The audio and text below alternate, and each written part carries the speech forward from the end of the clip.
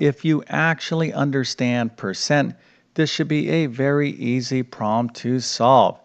Okay, so let's take a look at the question, which is the following. 20% of 64 is equal to 5% of what number? So the first step in solving any math problem is to make sure you actually understand the question. Now, in this particular case, we have a lot going on, so what we want to do here is kind of break up this question in parts. So right here we have 20% of 64, so this is like one part of the problem. So we can actually calculate what 20% of 64 is, and then right here we have this phrase is equal to. So from a mathematical standpoint, we can replace these words right here with an equal sign. So 20% of 64 is equal to 5% of what number? Okay, so let's go ahead and figure out what 20% of 64 is equal to. So we're talking about basic percent. All right, so how do we find the percent of a number?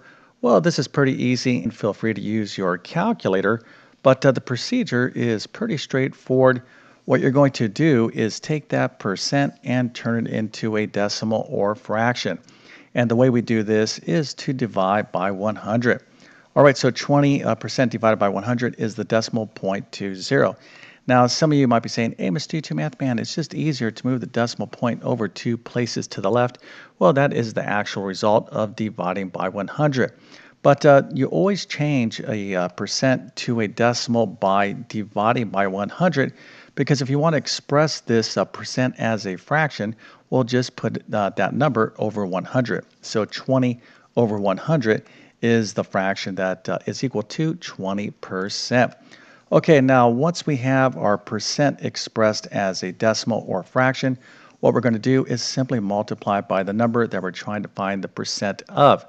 Okay, so 20% of 64 is going to be equal to 0.20 times 64. And then we'll go ahead and plug in these numbers into our calculator. And the answer here is 12.8.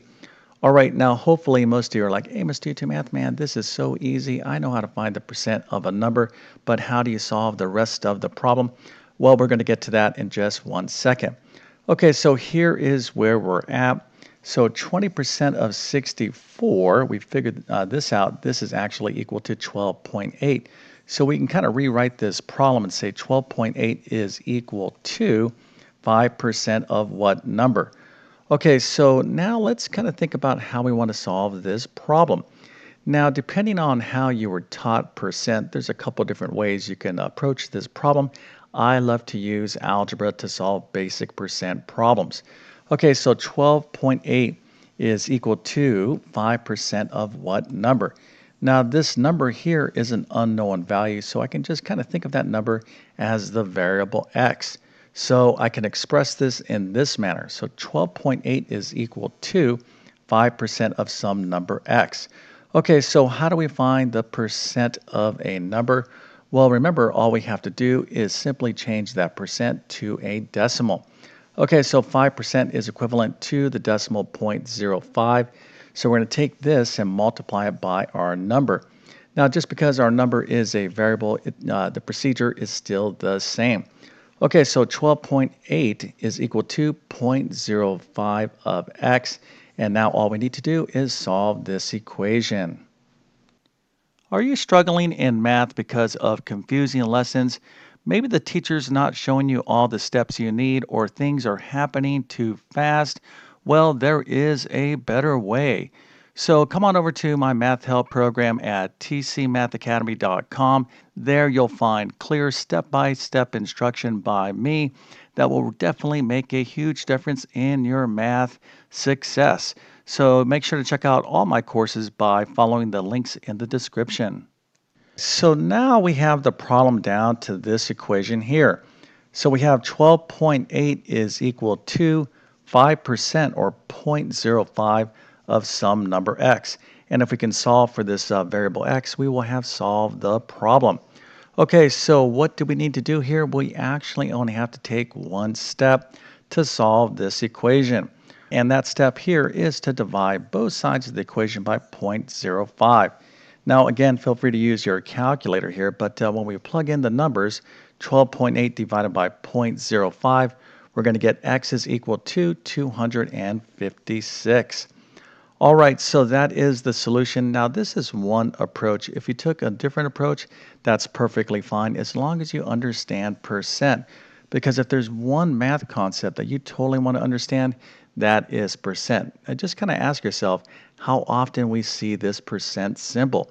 You see this thing all day long, whether it's credit card rates, inflation, taxes, your cell phone battery charge, you're down to 10%.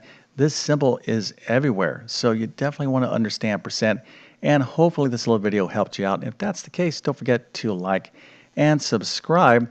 But if you need additional review in percent or basic math, check out these two courses here. I'm going to leave links to both of these courses in the description of this video. My first recommendation is my Math Foundations course. This is a quick basic math review. I cover percent, fractions, order of operations, positive and negative numbers. So if you're looking for a quick basic math review, this is the course. Now, if you want a more extensive math review, check out my Math Skills Rebuilder course. Now, in this course, I cover basic math, but I also get into algebra and geometry. All right, now with all that being said, I definitely wish you all the best in your math adventures. Thank you for your time and have a great day.